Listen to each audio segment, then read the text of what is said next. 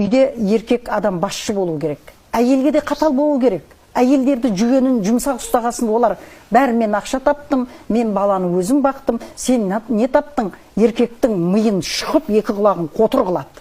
Содан кейін ол еркек ол үйден кетіп қалғысы келеді. Айналайын-ау сүйіп дейдің ба, бірге бөліссе, бірге тапсайды, бірге тап. Ал енді кешке бешірге барам, мама жібересіз ба дейді. Жоқ. Кіріп, ана бөлмеде әкең отыр. Әкең жіберсе, мен жібердім. Әкең сен кеткеннен кейін менің миымды жейді қазір.